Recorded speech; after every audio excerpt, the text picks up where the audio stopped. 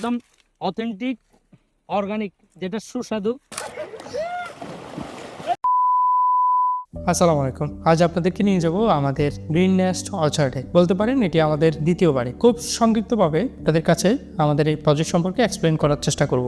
নদীর সুন্দর ভিউ দেখতে দেখতে নৌকা দিয়ে নদী পার হয়ে আমাদের প্রজেক্টে যেতে হয়। নৌকা থেকে নেমেই জিরো পথ দিয়ে একটু সামনে এগুলোই আমাদের প্রজেক্ট। আসলে আমরা বিষমুক্ত কেমিক্যাল মুক্ত খাবার উৎপাদনের যে প্রক্রিয়া শুরু করেছি, এই বাগান থেকেই আমাদের ওই যাত্রাটা শুরু।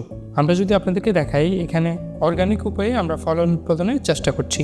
চারদিকে দেখুন জৈব সার, গোবরের বস্তা, এগুলো গাছের পুষ্টিবর্ধক হিসেবে দেওয়া হয়। আমরা খুব করে চেষ্টা করছি যেন নিরাপদ খাদ্য আপনাদের হাতে খুব দ্রুত সময়ে পৌঁছাতে পারে।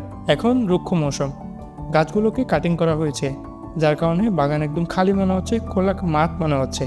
কিন্তু এই বাগানে রয়েছে বড়ই, আনার, সজনা, আম, লেবু সহ নানান জাতের ফল, যাদের পরিমাণ একটু বেশি।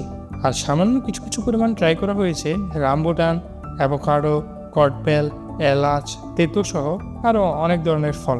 এই বাগান থেকে ভালো ফলন হারভেস্ট করতে আমাদের আরও 2-1 বছর কষ্ট করতে হবে এবং ধৈর্য ধরতে হবে।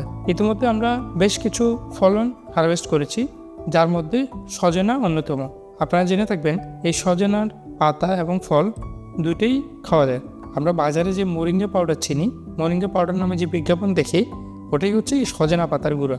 হারভেস্ট শেষে আমাদের সবগুলো গাছের ডাল কাটিং করে দেওয়া হয়েছে, যেন পরবর্তী সিজনে গাছটা আরও বেশি শক্তি পায় এবং আরও বেশি ফলন দেয়। পুরো এরিয়া জুড়েই পুরোটাই হচ্ছে সজনা গাছ। একটু ভালো করে দেখলে বুঝতে পারবেন, এখানে বেশ কিছু গাছের ফলন এখনও হারভেস্ট বাকি। নিচের দিকে পুরো এরিয়াটাতেই ফলন হারভেস্ট শেষেই গাছগুলোকে কাটিং করে দেওয়া হয়েছে। যেগুলোর ফলন হারভেস্ট এখনও বাকি, ওগুলোর ফলন হারভেস্ট করা শেষেই এগুলোকেও কাটিং করে দেওয়া হবে। পানির অভাবে আমাদের এই বাগানের যথেষ্ট গাছ নষ্ট হয়েছে।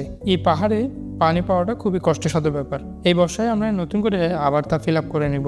এছাড়াও গাছের ফাঁকে ফাঁকে আমরা অন্য চাষাবাদের চেষ্টা করছি। কিছুদিন আগে আমরা টমেটো, কাঁচামরিচ এগুলো করেছি, এবং কি আমাদের পরিকল্পনা রয়েছে এই বর্ষার শুরুতেই আমরা আদা, হলুদ, বিটরুট এগুলো চাষাবাদ করব। আমাদের বাগানে রয়েছে একটি সুন্দর জুম ঘর, যেটি বাগানের একটু নিচের দিকে অবস্থিত। এই ঘরে আমরা প্রয়োজনীয় জিনিসপত্র রাখি এবং কাজের ফাঁকে ফাঁকে এখানে বিশ্রাম করি এবং খাবারও খাওয়া হয়। মোট কথা এটি আমাদের বিশ্রামাগার। একটু আপনারা দেখলে বুঝতে পারবেন এটি একদিকে হেলে আছে।